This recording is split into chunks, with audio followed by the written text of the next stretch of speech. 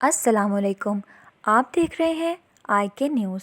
اگر آپ ہمارے چینل پہ ابھی نئے ہیں تو چینل کو سبسکرائب کریں اور بیل آئیکن بھی پریس کریں۔ امریکہ میں جمعے کے روز سیکیورٹی ڈائیلاگ کواد ممالک کی پہلی ورچوئل کانفرنس کا انعقاد ہو رہا ہے، جس کے دوران امریکی صدر جو بائیڈن اور انڈیا کے وزیر اعظم نریندر مودی کے درمیان ایک ورچوئل ملاقات بھی ہوگی۔ انتخابات میں کامیابی کے بعد نئے امریکی صدر کی انڈین وزیر اعظم کے ساتھ یہ پہلی ملاقات ہوگی۔ کواد، جس میں انڈیا، امریکہ، آسٹریلیا اور جاپان شامل ہیں، کو چین کے خلاف رکن ممالک کے درمیان بحری صلاحیت اور تعاون بڑھانے کے لیے قائم کیا گیا تھا، لیکن اس کے ایجنڈے میں وسعت اب آ گئی ہے۔ انڈیا کی وزارت خارجہ کی ایک پریس ریلیز کے مطابق رہنما باہمی دلچسپی کے علاقائی اور عالمی امور پر تبادلہ خیال کریں گے اور ایک آزاد، کھلے اور ایسے خطے کو برقرار رکھنے کے لیے باہمی تعاون کے بارے میں گفتگو کریں گے جو سب کے لیے ہوگی۔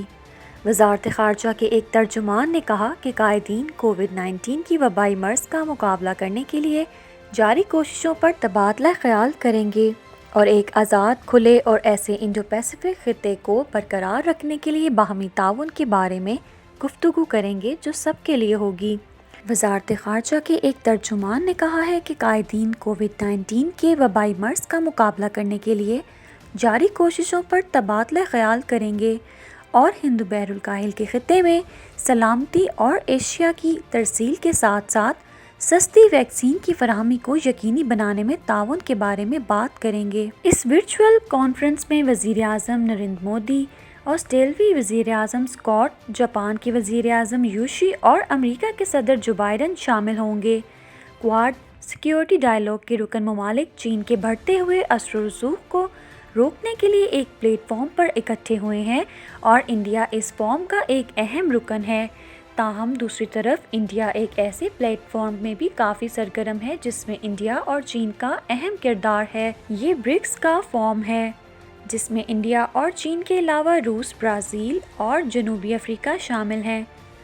دلچسپ بات یہ ہے کہ اس سال انڈیا کو برکس کی صدارت ملی ہے اور انڈیا سال کے وسط میں یا تو اس کے فوراً بعد برکس سربراہی اجلاس کی میزبانی کرنے والا ہے جس میں چینی صدر کی شرکت کا قوی امکان ہے۔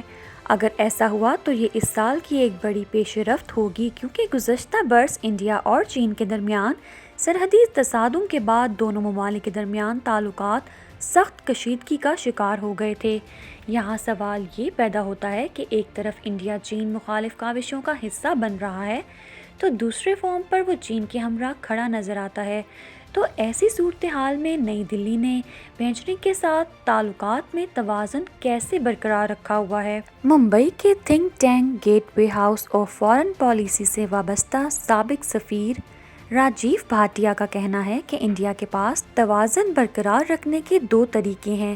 ان کا کہنا ہے برکس ایک 15 برس پرانی تنظیم ہے اور اس میں دونوں ممالک کے درمیان بہت تعاون کیا گیا ہے، لیکن یہ ادارہ ایسے وقت میں قائم کیا گیا تھا جب چین کا کردار اچھا تھا اور انڈیا اور چین کے تعلقات بھی اچھے تھے۔ پچھلے 3-4 برسوں سے اور خاص طور پر 2020 میں چین کا کردار منفی ہو گیا ہے اور انڈیا، امریکہ، جاپان اور آسٹریلیا کے ساتھ چین کے تعلقات خراب ہوئے ہیں، لہٰذا کواد کو آگے لایا گیا ہے۔ انہوں نے مزید کہا، کواد کو پہلے قائم کیا گیا تھا لیکن یہ چل نہیں سکا۔ اس کا دوسرا اوتار 2017 میں سامنے آیا ہے۔ اگر آپ کو ہماری یہ ویڈیو پسند آئی ہے تو اسے لائک کریں اور اگر آپ ہمارے چینل پہ ابھی نئے ہیں تو چینل کو سبسکرائب کریں۔